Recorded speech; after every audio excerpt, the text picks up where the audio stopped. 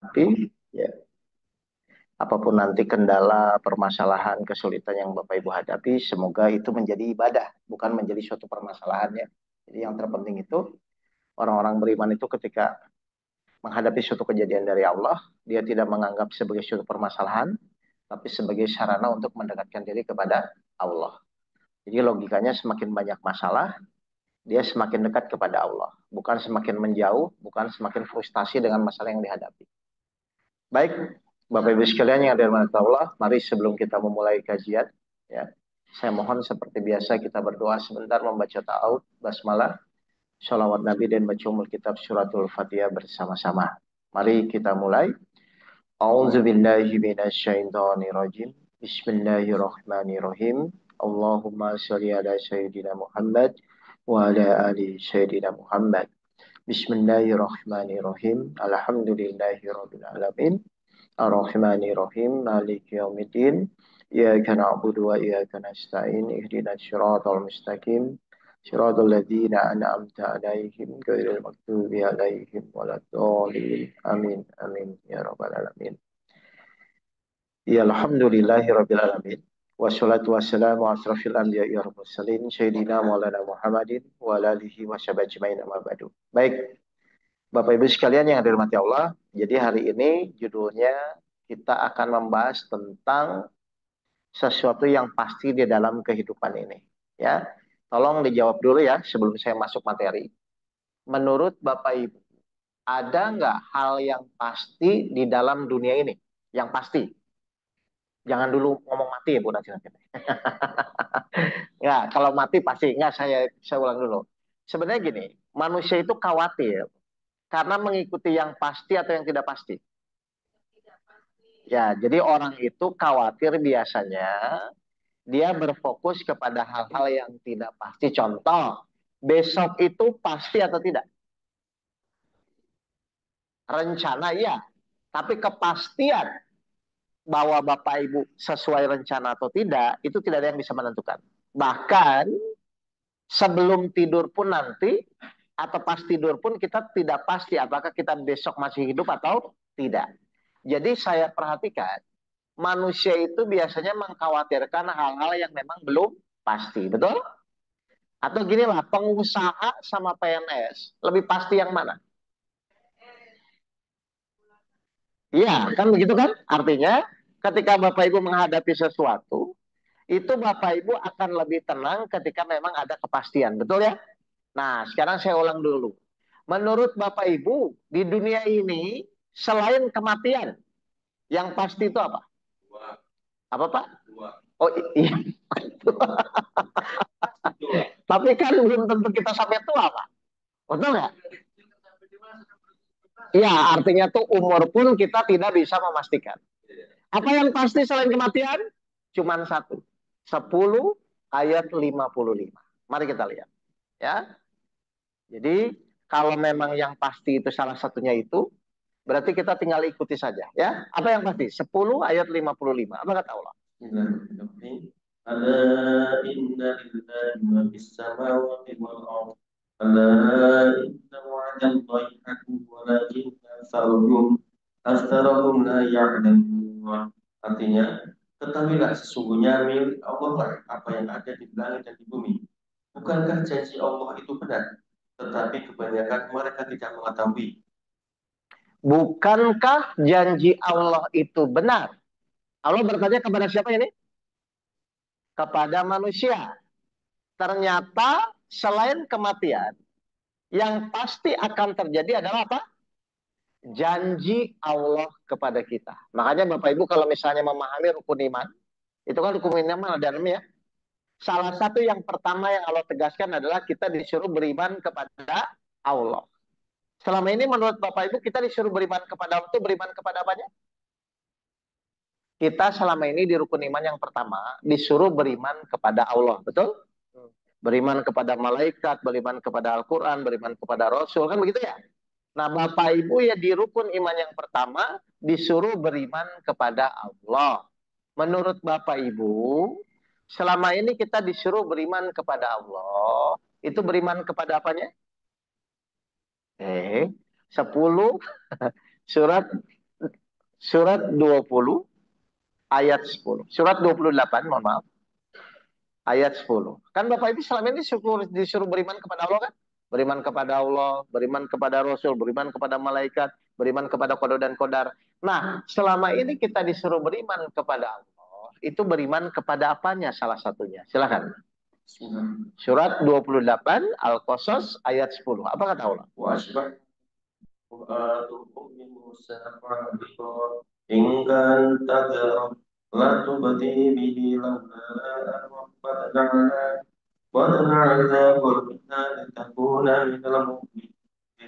Artinya, dari hati ibu Musa menjadi kosong. Sungguh, hampir saja dia menyatakannya rahasia tentang Musa. Seandainya tidak kami teguhkan hatinya, agar dia termasuk orang-orang yang beriman kepada janji Allah. Jadi Bapak Ibu selama ini suruh beriman kepada Allah. Beriman kepada apanya? Janjinya. Makanya tadi saya bilang, bukankah janji Allah itu benar? Tapi kebanyakan manusia tidak mengetahuinya. Mohon maaf, sekarang saya tanya dengan jujur. Bapak Ibu percaya nggak kepada apa yang Allah janjikan? Oke, benar ini? Benar ya jawabannya ya? Ini sadar ya? Jadi kita disuruh beriman kepada Allah, salah satunya adalah mengimani apapun yang Allah janjikan di dalam Al-Quran. Betul? Berarti nanti apapun yang terjadi menimpa kita, kita tetap percaya kepada janji Allah. Atau pusing dengan permasalahan yang dihadapi. Baik, ketika Allah berjanji bersama kesulitan, pasti ada kemudahan. Siapa yang berjanji? Kira-kira pasti terjadinya. Berarti ketika Bapak Ibu nanti menghadapi kesulitan, percaya atau pusing? Boleh pusing? Saya... Loh ini makanya saya mau kupas kan? Kan Bapak Ibu selama ini disuruh di rukun iman yang pertama beriman kepada Allah. Sebenarnya beriman kepada apanya sih? Ternyata menurut Al-Quran, surat 10:55, surat 28 ayat 10, Allah tuh bilang, Bapak Ibu disuruh beriman itu kepada apa yang Allah janjikan. Dan di dalam Al-Quran itu banyak sekali janji-janji Allah terhadap kita. Salah satu janji Allah adalah, saat nanti Bapak Ibu menghadapi ujian, kan Bapak Ibu pasti diuji ya, di pelajaran yang pertama ya, bahwa manusia pasti akan diuji dengan perintah dan larangan. Berarti nanti saat Bapak Ibu diuji oleh Allah, itu tuh supaya Bapak Ibu pusing atau supaya Bapak Ibu percaya kepada janji Allah. Nah, kalau memang Bapak Ibu percaya, berarti sesulit apapun masalah yang dihadapi, pasti ada kemudahan atau tidak ada kemudahan. Kalau pasti yang dikhawatirkan apa? Halo? Kalau memang pasti, berarti khawatir atau tenang?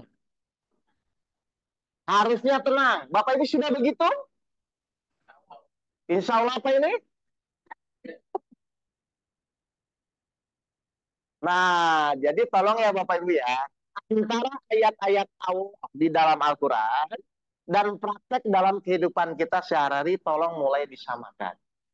Oh ini berat, ini sulit, tapi Allah janji bersama kesulitan ada kemudahan. Berarti sebesar apapun masalah yang Bapak Ibu hadapi, kalau memang benar-benar Bapak Ibu percaya kepada janji Allah, harusnya tidak ada yang sulit. Berarti ini urusannya dengan kemampuan atau dengan keyakinan. Saya ulang, ini urusannya dengan kemampuan atau dengan keyakinan?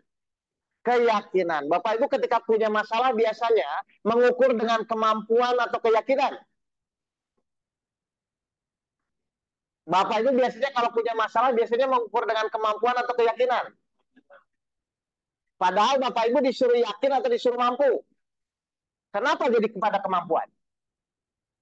Loh iya itu dia. Makanya saya ulang ya. Jadi setiap permasalahan yang Bapak Ibu hadapi, silakan dijalani.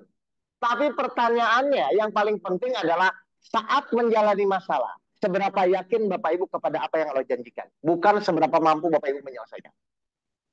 Karena kata kuncinya orang beriman itu yang pertama adalah meyakini bahwa janji Allah itu pasti terjadi. Surat 19 ayat 61. Ya. Jadi kita tidak bicara dulu masalahnya, tapi apakah saat menjalani masalah itu Bapak Ibu yakin atau tidak? Karena itu kuncinya. Silakan. Surat 19 ayat 61. Jannati adnin allati wa'ada ar-rahmanu ibadahu bil ghaib. Innahu kana wa'duhu ma'diya. Artinya, yaitu surga Aden yang telah dijanjikan oleh Tuhan yang Maha Pengasih kepada hamba-hambanya. Sekalipun surga itu tidak tampak. Baik, surga belum tampak ya, Bapak Ibu belum pernah ke sana. Tapi Allah sudah janji belum kepada orang yang beriman? Sudah. Perhatikan, ketika Allah sudah berjanji, meskipun Bapak Ibu belum melihat atau belum pernah ke sana, itu yang Allah bilang. Namun janji Allah itu pasti ditepati. Berarti pasti akan terjadi nggak? Berarti setiap apapun yang Allah janjikan, ya setiap apapun yang Allah janjikan, meskipun belum terjadi, meskipun belum ada, tapi akan terjadi nggak? Nah, kalau memang pasti, berarti kita harusnya tetap yakin sampai akhir nanti ujiannya, atau khawatir di tengah-tengah dalam menjalani ujian. Harusnya keyakinan itu ditumbuhkan. Kenapa harus selalu yakin? Kalau Bapak Ibu kurang yakin terhadap ujian yang dihadapi, Bapak Ibu kena hadis, kena pasal Allah sesuai praduga, prasangka hambanya. Bapak Ibu ragu-ragu, Bapak Ibu khawatir, maka itu yang terjadi. Ya, jadi saya ulang dulu ya. Jadi setiap permasalahan apapun, pasti tidak ada kemudahan. Setiap ujian, setiap permasalahan, setiap kesulitan apapun, pasti atau tidak akan ada kemudahan. Tahu dari mana? Allah berjanji. Maka kalau seperti itu, Bapak Ibu termasuk orang-orang yang rukun iman yang pertama adalah beriman kepada Allah. Beriman kepada apanya? Kepada apapun yang Allah janjikan.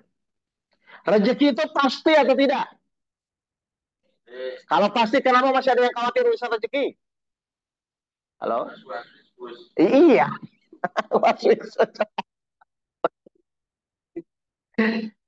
Jadi saya ulang dulu ya. Jadi ternyata proses perjalanan hidup ini Bapak Ibu, Allah memberikan ujian, kejadian setiap hari. Hanya menguji keyakinan Bapak Ibu, seyakin apa kepada apapun yang Allah janjikan. Itu aja Bapak Ibu. Ya, Insya Allah semakin Bapak Ibu yakin kepada Allah, semakin Bapak Ibu beriman kepada Allah, maka biasanya yang pertama yang akan Bapak Ibu rasakan adalah hatinya menjadi tenang. Masalah sulit, tapi tiba-tiba enggak, tapi Allah kan pasti nolong saya. Ya, sakit, pasti Allah akan menyembuhkan saya. Tinggal nanti saat berikhtiar, Bapak Ibu fokus mengikuti petunjuk Allah, bukan fokus mikir sendiri. Kan begitu aja kan Bapak Ibu ya? Jadi kita ulang dulu ya. Satu, ingat kita disuruh beriman kepada Allah. Beriman kepada apanya? Yaitu beriman kepada apapun yang Allah janjikan di dalam Al-Quran. Yang kedua, apa? Ternyata semua ujian yang Bapak Ibu terima selama ini, mau disadari tidak disadari, bukan menguji kemampuan. Tapi menguji apa? Keyakinan. Berarti perlu nggak kemampuan di dalam menjalani ujian?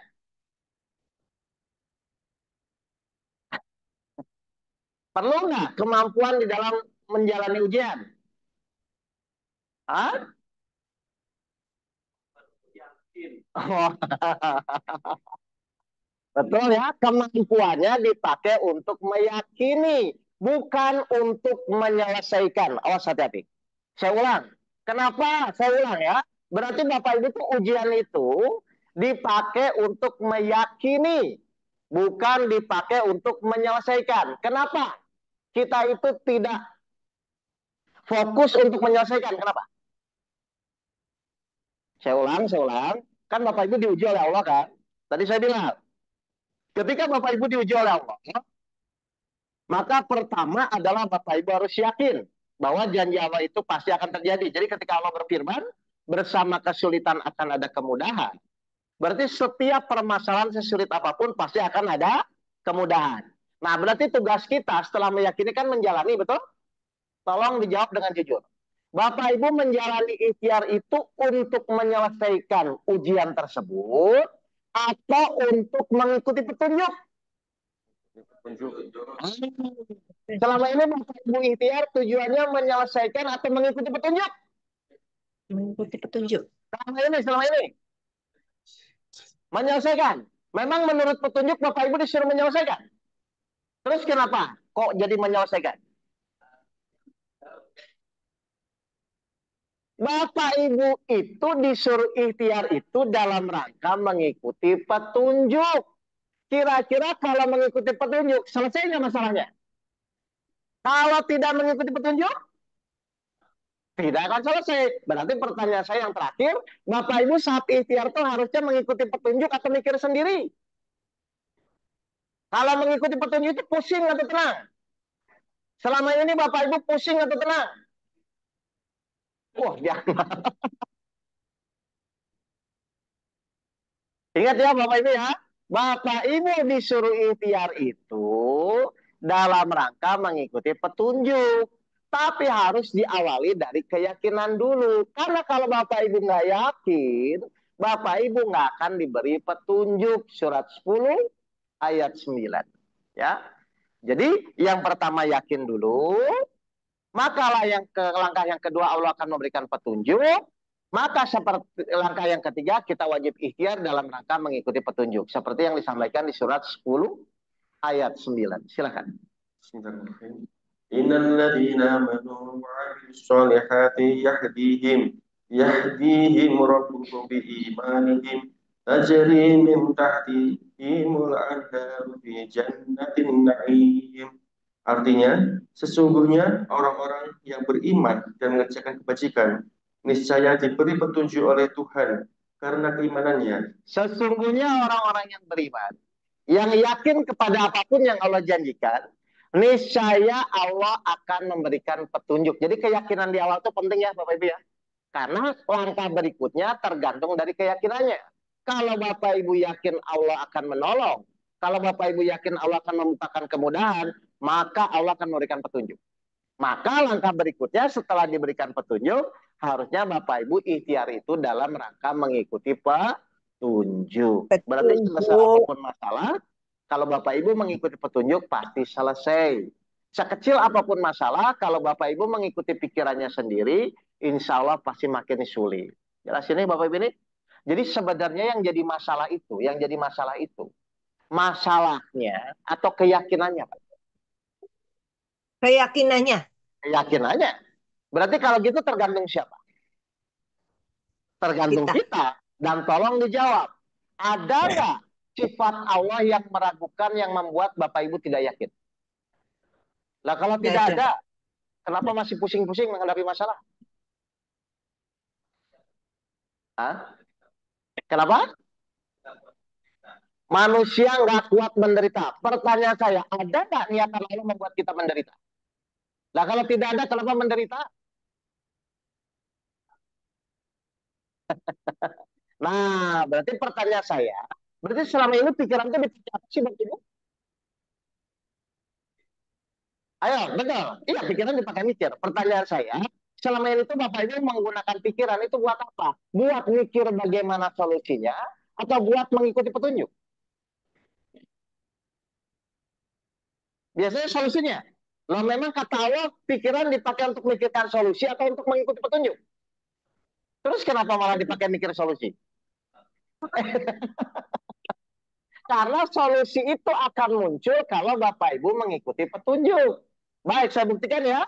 Pikiran itu benar tidak dipakai sebenarnya untuk mengikuti petunjuk. Bukan berpikir bagaimana solusinya, bukan berpikir besok bagaimana.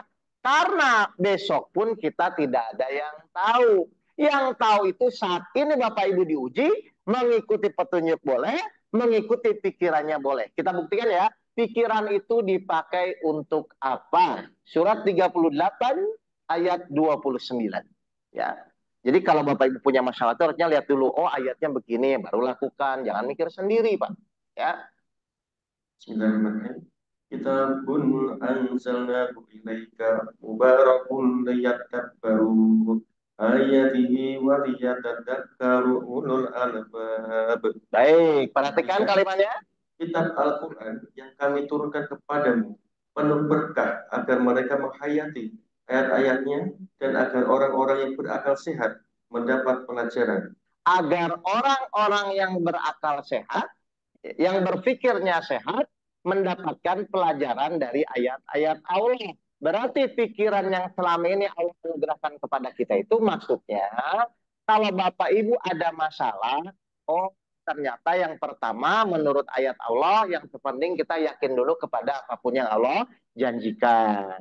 Terus langkah yang kedua, oh setelah yakin, ternyata kata Allah, Allah akan memberikan petunjuk kepada kita. Oh, setelah diberikan petunjuk, ternyata ikhtiar yang selama ini kita lakukan, itu tujuannya agar Bapak Ibu apa? Meyakini apapun yang Allah janjikan kepada kita. Jadi ketika Allah berfirman, bersama kesulitan akan ada kemudahan, maka sesulit apapun, harusnya Bapak Ibu tetap yakin. Toh Bapak Ibu mau yakin tidak yakin pun, tetap harus menjalani masalah. Tetap yakin tetap harus dijalani, pusing pun harus tetap dijalani. Kira-kira harusnya Bapak Ibu pilih yang mana? Yakin atau pusing? Tapi Bapak Ibu senangnya yang mana? Kenapa? Pusing itu senang? Hobi atau gimana? Kalau Bapak, iya berpikirnya. Itu maksudnya kalau ada masalah, ini menurut petunjuk bagaimana? Bukan mikir, aduh besok bagaimana? Bukan begitu maksudnya. Jadi pas ada masalah tuh, ini menurut Al-Quran itu bagaimana? Nah, ketika menurut Al-Quran, udah, kamu yakin saja bersama kesulitan ada kemudahan. Jalani, itu loh Pak. Bukan berpikir nanti bagaimana. Karena ketika Bapak ini mulai berpikir di luar petunjuk, apa yang terjadi? Surat 7 ayat 20. Ini masalahnya. Ketika Bapak Ibu berpikir di luar petunjuk, apa yang terjadi? Surat 7 ayat 20. Ini bahayanya Pak, kalau kita tidak terus fokus mengikuti petunjuk. Apa kata Allah? Bismillahirrahmanirrahim. Fawaswasa lahum masyaitu ya anhuma min sawatihima wa qala ma nahakuma rabbukuma an hadhihi syajarati illa an takuna malakaini Tidak. takuna. Perhatikan yang tadi Bapak bilang. Ketika kita berpikir di luar petunjuk, maka apa yang terjadi? Satu. Artinya, kemudian setan membisikkan pikiran jahat kepada mereka. Nah, ketika Bapak Ibu berpikir di luar petunjuk, apa yang terjadi? Setan masuk di dalam pikiran Bapak Ibu. Bagaimana ini? Nanti gimana? Besok nanti kalau saya nggak kerja makan apa? Anak saya bagaimana? Terus setan masuk. Akhirnya jadi tenang atau khawatir? Baik. Jadi orang pusing itu karena nggak punya uang atau karena bisikan setan? Jadi meskipun nggak punya uang, harusnya pusing atau tenang?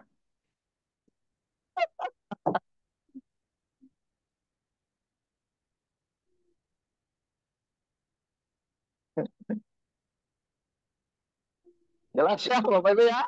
Jadi hati-hati ya, ketika Bapak Ibu berpikir di luar petunjuk, maka setan pun akan memasukkan pikiran-pikiran jahat. Maka secara tidak sadar angan-angan jadi melambung. Aduh bagaimana, besok anak saya bagaimana? Kalau saya berhenti kerja nanti uang dari mana?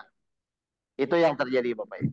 Padahal suka tidak suka kita menjalani itu hal sehari-hari kan Pak. Betul nggak ini? Kan Bapak itu menjalani itu masalah ekonomi, masalah rumah tangga, betul? Masalah kesehatan, kan terus mengalami itu. Dan setan akan terus memantau. Kalau mengikuti petunjuk, dia nggak bisa goda, Pak. Tapi ketika Bapak Ibu mulai berpikir macam-macam, udah.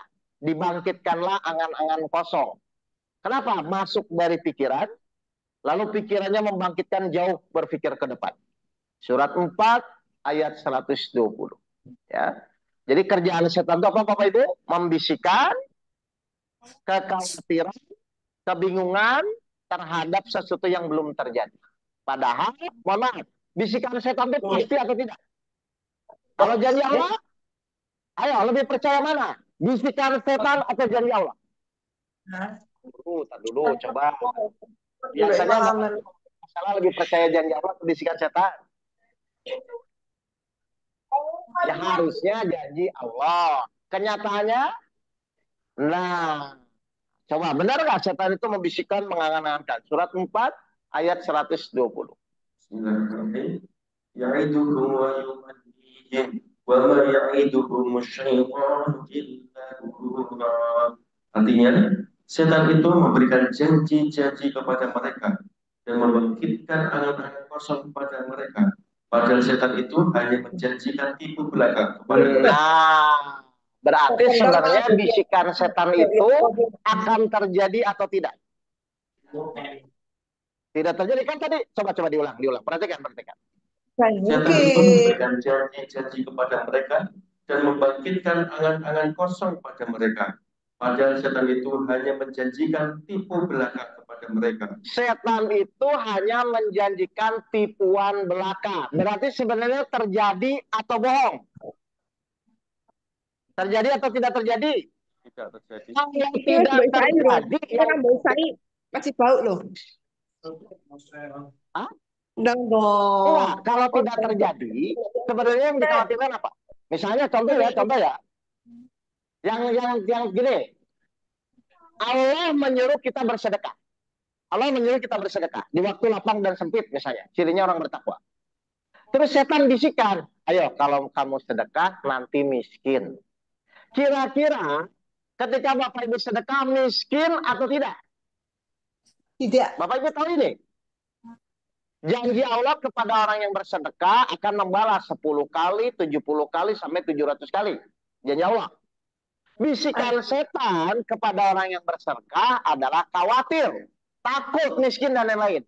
Kira-kira saat bersedekah, Bapak Ibu percaya kepada janji Allah atau percaya kepada bisikan setan? Harusnya kepada janji Allah kan? Berarti yang pasti akan terjadi itu janji Allah atau bisikan setan? Harusnya janji Allah. Berarti pertanyaan saya, Bapak Ibu tahu nggak setan itu kerjanya menipu? Loh kok sekarang? Ya dari dulu. Bapak Ibu tahu nggak setan itu kerjanya menipu? Kalau tahu kenapa ketipu?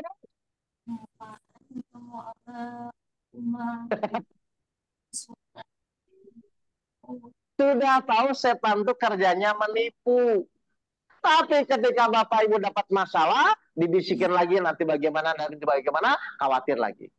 Dapat masalah lagi, ujian, dibisikin lagi. Nanti bagaimana, khawatir lagi. Padahal Allah sudah bilang bahwa janji Allah itu pasti akan terjadi. Dan Allah tidak mungkin akan menyalahi janjinya. Surat 30, ayat 5 dan ayat 6. Allah tidak akan menyalahi janjinya. Silakan Pak Satya. Bismillahirrahmanirrahim. Binasrillah yansuru man yasha wa huwa azizur rahim. Artinya, karena pertolongan Allah, Dia menolong siapa yang Dia kehendaki. Yang yakin atau yang khawatir?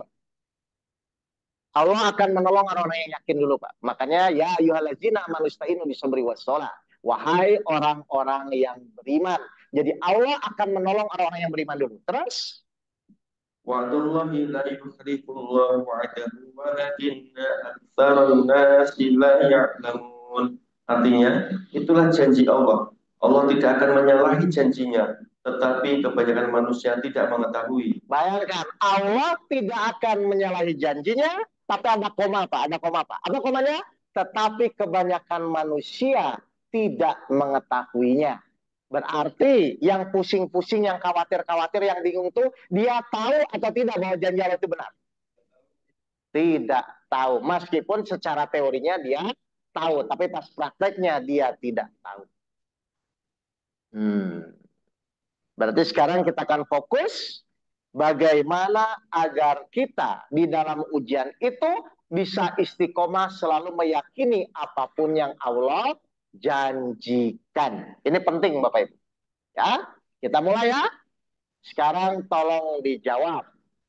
Selain Allah memberikan iman ke dalam diri kita, Allah pun ngasih apa Bapak Ibu? Akal, betul? Jadi Allah tuh, saya sederhanakan saja ya, di dalam proses ujian, biasanya yang akan bertarung tuh dua, Pak. Ada akal, ada iman. Betul? Kadang-kadang kalau mikir, aduh gimana ya? Tapi kalau lihat lagi Al-Quran, enggak, kayaknya Allah yakin. Jadi gitu ya. Misalnya contoh, Bapak Ibu percaya nggak rezeki itu sudah diatur? Percaya? Kalau sudah diatur. Berarti mungkin nggak rezeki itu ketukar? Terus misalnya ketika harta Bapak Ibu hilang, yakin nggak kalau itu rezekinya akan balik lagi? Nah, terus kalau gitu yang disedihkan apa? Nah, ini maksud saya. Satu konsep saja rezeki diatur, kadang-kadang kita tidak yakin kepada Allah. Betul ya? Nah, sekarang saya akan buktikan. Kenapa begitu? Karena selain iman, kita diberikan akal. Berarti Bapak Ibu harus tahu cara penggunaannya. Ada akal, ada iman. Sekarang saya tanya, pertanyaannya sederhana, mudah-mudahan Bapak Ibu bisa jawab. Kapan akal digunakan? Kapan iman digunakan? Ayo.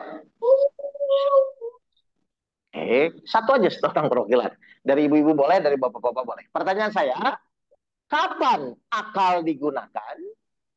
Kapan iman digunakan? Nggak apa-apa. Lebih baik Bapak Ibu langsung jawab salah daripada mikir lama salah. Ayo. Akan digunakan ketika akal digunakan saat kita ikhtiar. Kalau iman? Iman setelah ikhtiar maksimal. Atau gini. Misalnya kalau saya ingin belajar mobil, Pak, ada gas, ada rem.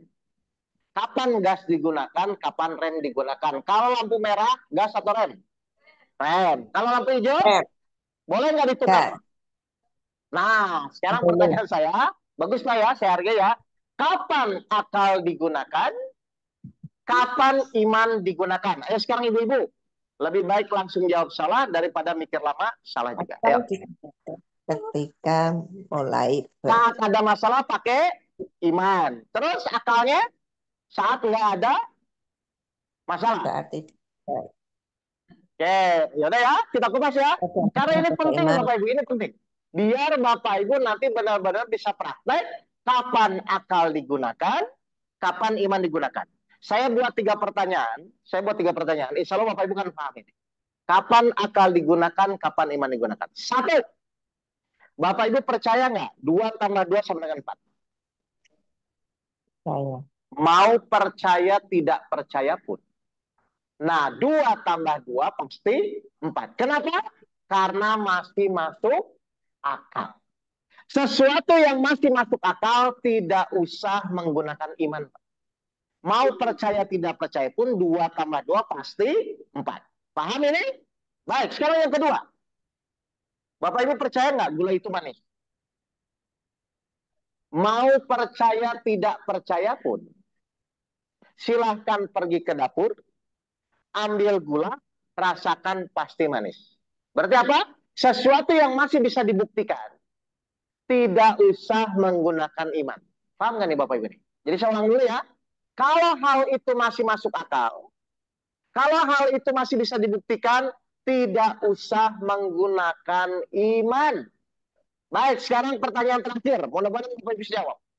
Akar 19 kali sinus 30 kali 385 dibagi 3/4 dikali 40, hasilnya 5. Percaya atau tidak?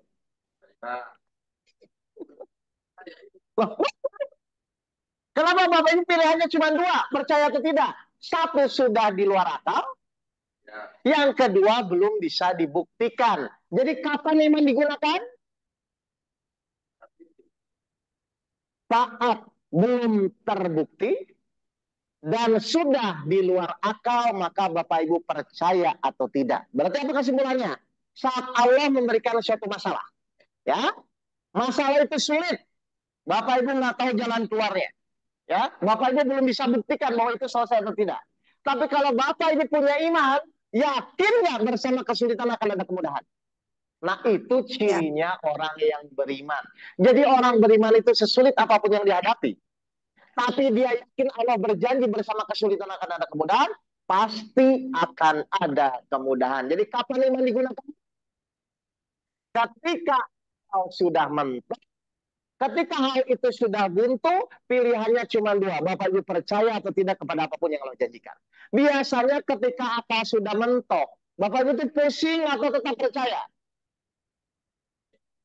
Nah, padahal harusnya saat pusing itu menggunakan apa? Iman. Tolong ya, kalau sudah mentok tuh jangan akalnya dipaksa. Nanti takutnya putus. Kalau putus bisa jalan-jalan di tengah jalan. Saya buktikan ya. Ketika seseorang sudah dalam kondisi sulit, tapi dia tetap percaya kepada apapun yang Allah janjikan, maka Allah buktikan bahwa bersama kesulitan akan ada kemudahan. Ini ceritanya tentang cerita Nabi Musa. Surat 26, 61 sampai 63. Perhatikan, ini ceritanya, lalu kita implementasikan terhadap akal dan iman. Surat 26, 61 sampai 63. Bismillahirrahmanirrahim. Falamma tara al-jam'ani qala ashabu Musa inna lamudrakun. Baik. Artinya, maka ketika kedua golongan itu saling melihat, berkatalah pengikut-pengikut Musa, kita benar-benar akan tersusul. Pasukan Nabi Musa waktu itu dikejar tentara Firaun, Pak. Di depan Laut Merah, nggak ada jalan lagi. Di belakang pasukan Firaun. Lalu pasukannya bilang, Musa, kita akan tersusul. Berarti pasukannya ngomong dengan imannya atau dengan akalnya? Kalau depan udah Laut Merah, belakang pasukan Firaun, ini kita akan benar-benar tersusul. Dan memang secara akal akan tersusul gitu loh. Kita lihat Nabi Musa bilang apa ayat 62-nya. Qala kalla inna ma'iya rabbi sayahdin. Artinya, dia Musa menjawab, sekali-kali tidak akan tersusul. Sesungguhnya Tuhanku bersamaku. Dia akan memberi petunjuk kepadaku. Saya mau nanya, Nabi Musa bicara dengan akalnya atau dengan imannya? Padahal Imannya. dia tahu apa solusinya, Pak. Tapi kenapa? Kok Nabi Musa bilang, enggak, Allah pasti bersama saya dan Allah akan menolong saya. Kenapa Nabi Musa bilang begitu? Karena Nabi Musa yakin. Mohon maaf, Bapak Ibu kalau nggak tahu solusinya, bingung dengan mentok dengan sana sini, Bapak Ibu tetap yakin Allah akan menolong atau pusing? Allah menolongnya. Harusnya yakin. Kenyataannya, terus imannya kemana selama ini? Ingat ya, pasukannya Nabi Musa bilang, ini Musa kita akan tersusul ini dengan akalnya. Tapi Nabi Musa bilang apa? Enggak, Allah pasti nolong saya. Allah pasti tidak akan meninggalkan saya. Sekali-kali tidak akan tersusul. Keyakinan Nabi Musa inilah yang memunculkan yang namanya mukjizat. Keyakinan kita lah yang kepada Allah yang akan memunculkan namanya keajaiban. Untuk para nabi namanya mukjizat. Untuk orang-orang seperti kita namanya keajaiban. Kenapa bisa terjadi suatu keajaiban, mukjizat?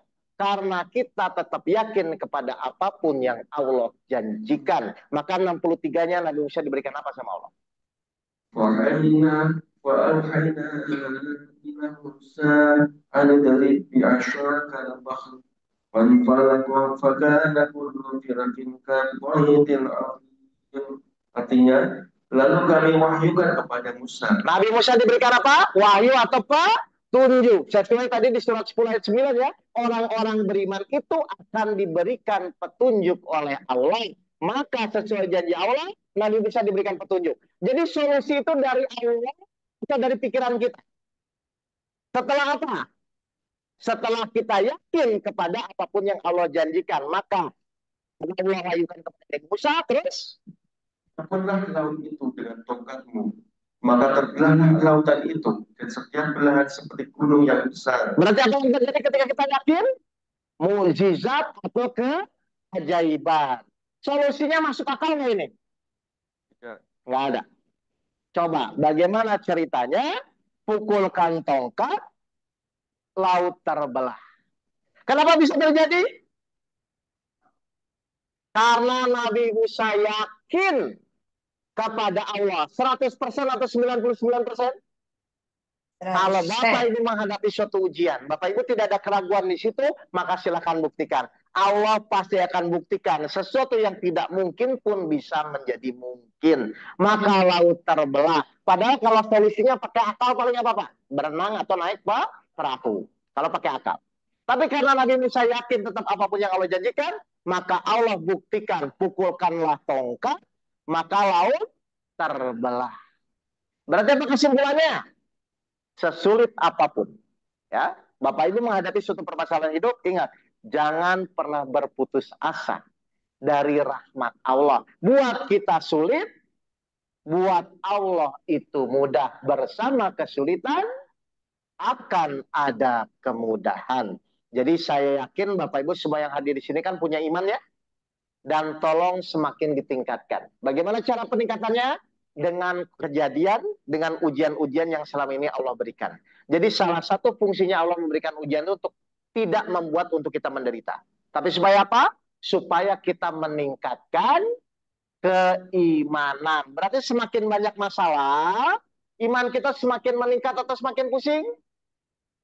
Harusnya semakin meningkat bagi yang mengikuti petunjuk.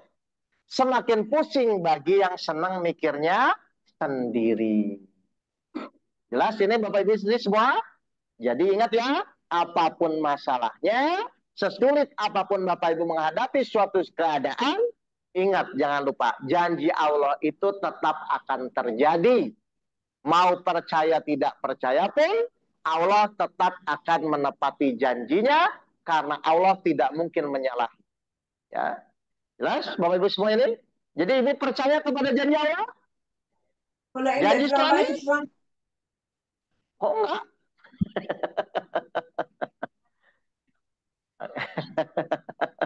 Baik, itu dulu materinya. Ada pertanyaan? Ya, silakan Pak. Ya.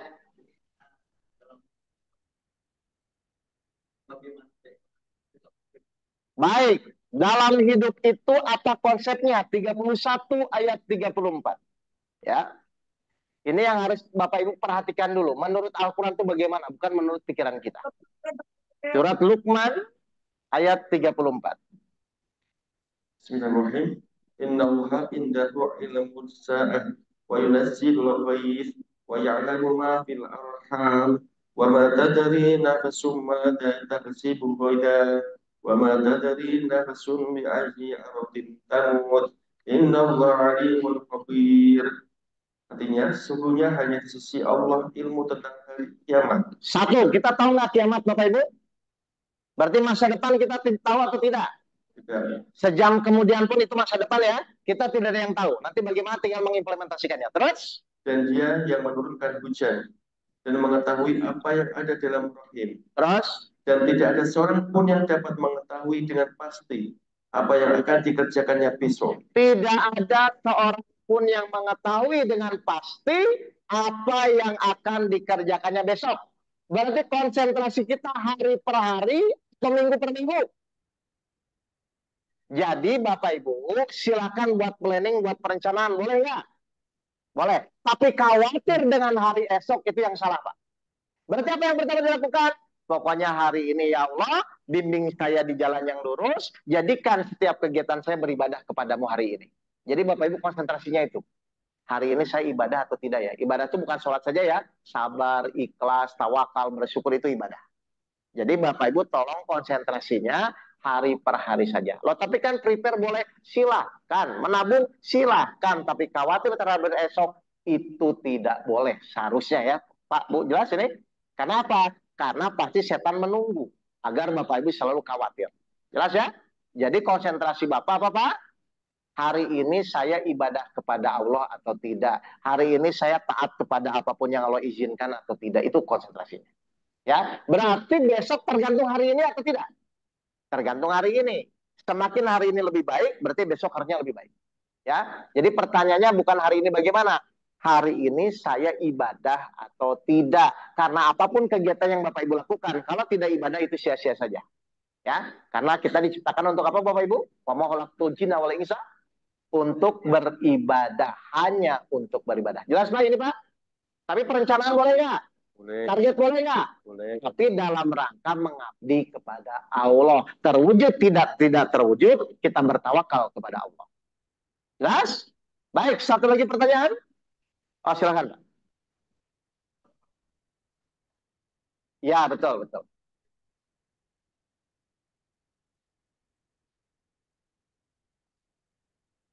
Baik. Baik, surat Al-Baqarah ayat 45. Silakan. Apa kata Allah di dalam Al-Qur'an? Bismillahirrahmanirrahim. Wasta'inu bis-sabri was-salah wa innaha lakabiratun illa 'alal khashi'in. Mohon pertolongan kepada Allah dengan sabar dan sholat. Berarti Bapak ini, selama ini, Ibu ini, saat Bapak Ibu ada masalah, kan Bapak Ibu wajib ikhtiar ya, betul nggak? Bapak Ibu ikhtiar itu tujuannya menyelesaikan masalah atau supaya Allah menolong, Pak? Ayo jujur, Bapak selama ini ketika ikhtiar itu tujuannya menyelesaikan masalah atau supaya Allah menolong? Loh, kata Allah supaya Allah menolong atau menyelesaikan masalah? Nah, berarti Bapak Ibu tuh ikhtiar itu adalah harus ke arah agar Allah mau menolong, Pak. Sakit wajib nggak ke dokter? Wajib. Dalam rangka supaya sembuh atau dalam rangka supaya Allah menolong? Berarti saat menjalani ikhtiar, Bapak Ibu tuh khawatir atau sabar?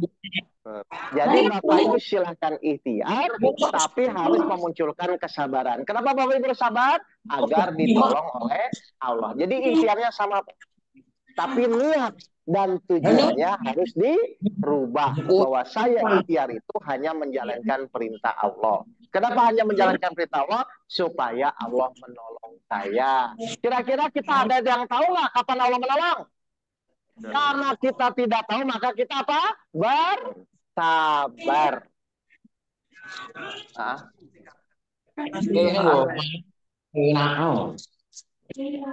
Betul, betul. Nah, ikhtiar yang cocok itu dalam keadaan sabar atau dalam keadaan marah-marah? Ikhtiarnya sama, tapi sikap kitanya dirubah. Mohon maaf, Bapak marah-marah tetap ikhtiar, Bapak pun sabar tetap ikhtiar. Kira-kira aja milih yang mana? Kan marah-marah tetap ikhtiar, sabar pun tetap ikhtiar. Harusnya pilih yang mana? Kenapa harus pilih yang sabar? Karena Allah janji kalau Bapak sabar, Bapak pasti ditolong Allah. Berarti ikhtiar itu supaya cepat selesai atau supaya sabar? Halo? Selama ini Bapak Ibu ikhtiar supaya cepat selesai atau supaya sabar? Pengennya selesai. Sabar dan sholat. Bapak Ibu selama ini ikhtiar supaya cepat selesai atau supaya sabar? Cepat selesai. Padahal kita tahu nggak kapan masalah kita selesai?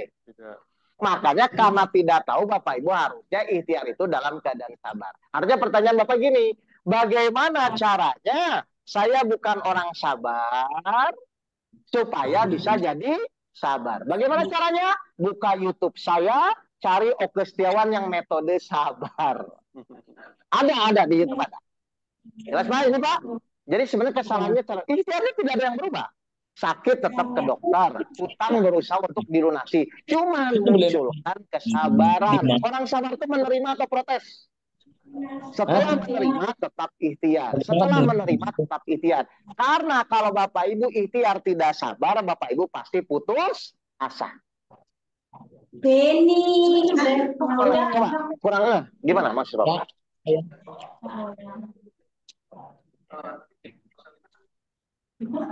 Solusi itu dicari atau diberi? Setelah apa? Setelah Bapak sabar. Berarti kalau sekarang solusi belum dikasih oleh Allah karena belum sabar. Jadi salah siapa? Salah kita. Solusi itu akan Allah beri setelah kita sabar. Berarti tergantung siapa? Cepat atau sabar? Tergantung kita. Makanya Allah bilang, mohonlah pertolongan kepada Allah dengan sabar dan sholat. Berarti kalau sabarnya benar, sholatnya benar, pasti ditolong nggak? Kenapa pasti? Janji Allah pasti terjadi. Berarti kalau ditolong, sabar dan belum sholatnya dengan khusyuk. Bagaimana cara sholat khusyuk? Buka YouTube saya, cari Oke Setiawan yang metode sholat khusyuk. Ada semua Pak, saya jelaskan Pak. Caranya sabar bagaimana? Caranya sholat khusyuk bagaimana? Saya jelaskan itu Pak. Kenapa begitu? Kenapa saya bilang harus menggunakan? Karena saya mengalami dulu. Tahun 2008 Pak, saya punya perusahaan hancur. Ya, waktu itu punya hutang 2,5 miliar. Istri saya mau cerai dan saya akan penjara waktu itu. Saya tuh punya masalah waktu itu. Saya bingung, saya pusing. Karena apa? Saya selama ini ikhtiar bagaimana menyelesaikan. Akhirnya alhamdulillah saya ketemu guru saya yang sekarang sampai jadi guru saya. Lalu saya diajarkan masuk ke mau ikhtiar seperti apapun kalau Allah tidak menolong tetap tidak akan selesai. Berarti sekarang masuk ke mau ikhtiar itu untuk menyelesaikan masalah atau supaya Allah menolong. Akhirnya pikiran saya rubah. Berarti saya tetap ikhtiar, tapi tujuannya agar Allah menolong saya. Ternyata Allah menolong itu syaratnya 2 di Al-Baqarah ayat 45. Mohonlah pertolongan kepada Allah dengan sabar dan sholat. Sungguh sholat itu berat kecuali bagi orang-orang yang khusyuk. Saya perbaiki Pak. Bagaimana cara sabar, bagaimana cara sholat khusyuk? Ikhtiarnya tidak ada yang berubah. Saya tetap ikhtiar. Tapi ketika sabar saya benar, sholat saya benar, maka dengan kemudahan Allah tiba-tiba giring teman saya datang ngasih proyek. Tiba-tiba orang yang membutuhkan saya bilang, ya udahlah, saya ikhlaskan saja. Kenapa bisa begitu semua? Allah menolong saya. Kenapa Allah bisa menolong? Karena syarat 2 ini terpenuhi. Sabar yang benar, sholat yang benar. Ikhtiarnya berubah nggak? Enggak, ikhtiar tetap saya hadapi. Ya, jelas ya? Jadi ini saya ngomong berdasarkan pengalaman saya pribadi, bukan teori. Berarti kan Bapak tinggal perbaiki bagaimana sabar yang benar, bagaimana sholat yang benar. Ya, sabar itu sulit atau mudah? Sulit kalau nggak tahu caranya. Nah, nanti saya ajarkan caranya di YouTube. Sholat khusyuk itu sulit atau mudah? Kemarin saya sudah praktekkan di kajian pertama kan, bagaimana praktek sholat kan? Dan harusnya Bapak Ibu tidak jalan-jalan lagi pikirannya. Begitu Pak? Ya, jadi Al-Quran itu, ayat-ayat Al-Quran itu akan kita rasakan manfaatnya kalau kita praktekkan. Saat apa? Saat diuji, diberikan permasalahan oleh Allah. Semakin banyak masalah, harusnya Bapak Ibu semakin dekat dan semakin bisa praktekkan. Ya, jelas Bapak Ibu semua? Baik, kalau sudah jelas, terima kasih. Mohon maaf kalau ada kata-kata saya yang kurang berkenan. Sampai ketemu lagi besok, kajian rutin pada subuh tentang permasalahan kehidupan. Jadi saya ini yang saya sampaikan bukan ilmu fikih ya, ilmu bagaimana kita menjalani hidup. Karena kenyataannya orang banyak menjalani tapi tetap pusing. Padahal Al-Quran diturunkan oleh Allah sebagai apa?